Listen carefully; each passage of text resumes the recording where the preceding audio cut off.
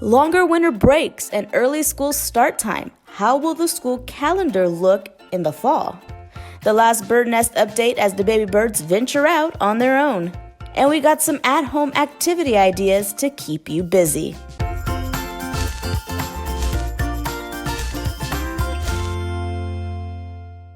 Hey guys, it's another week. That means it's time for another KSAT Kids News Brief.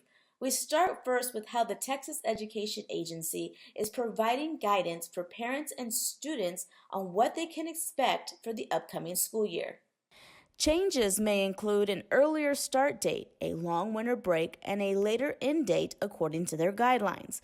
The school year could also include more remote learning and staggered in-person attendance. The calendar has not been implemented as the changes are just guidelines. School boards would have to approve the changes.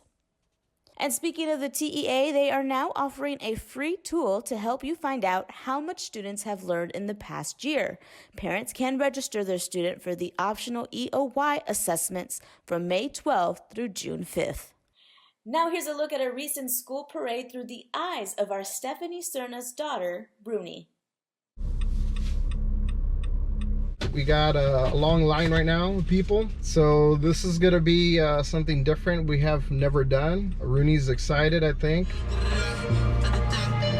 Kind of last minute, mom couldn't make it. I know she's working. Hi.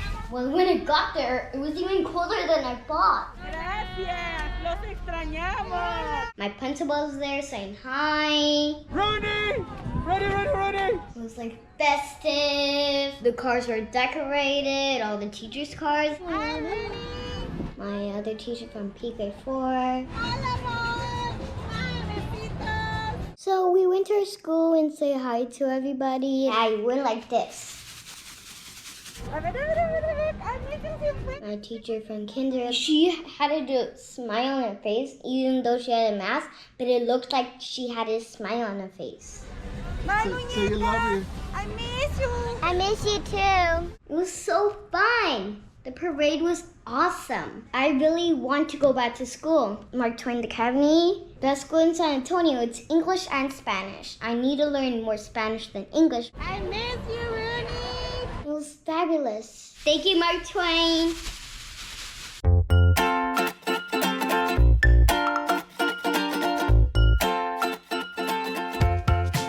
Hemisphere Park is helping out families with its #ParkItAtHome program. The virtual program includes virtual readings, educational sing-alongs, and arts and crafts activities. If you're looking for an at-home science project, meteorologist Katie Blake has you covered. This week, she shows us what happens when you combine milk and soda. It's kind of gross. As you can see, I'm in the backyard and I'm by the baby bird's nest. The hatchlings have left, and that gave me the opportunity to be here. We saw the mother bird remove the eggshells as newborns hatched. At first, they were kind of ugly. They had big bulging eyeballs and bright yellow beaks. They slept and slept. Mom and Dad worked all day to bring them something to eat. They searched the grass, flower pots, and all around to bring nutritious bugs back to the brood. When Mom and Dad brought food back, the baby birds peeped and opened their mouths really wide. We saw the parents reaching all the way in the nest while holding onto the pot with their feet.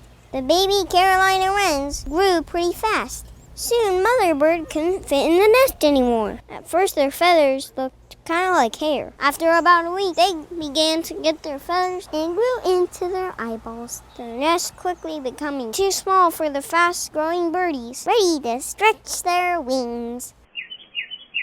On Mother's Day, the first fledgling Edie left the nest. And the next morning, Meanie, Minnie, and Mo left. You can see the last bird, Mo, hops out and climbs up on the nest. Mo takes a look around, then flies off to the patio, where he hid by our window before taking off. Edie made it over to this rock in the yard. Their brown feathers blend in with the leaves on the ground like camouflage. Sadly, Fred never hatched. About a week ago, we saw a barred owl hunting larger birds in the neighborhood. As our birdies leave the nest, we hope they make it through the food chain unharmed and return to build nests in our backyard next year. Reporting in my backyard for KSAT Kids, William Caldera, KSAT 12 News. Have you ever seen one of these?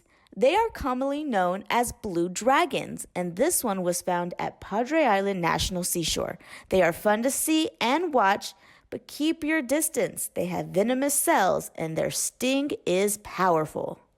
That's it for this week's News Brief. Don't forget you can see all our KSAT Kids stories on our KSAT Kids page on our website. You could also sign up for the newsletter. And don't forget you can send me an email if you have a video you want us to include in our future news briefs.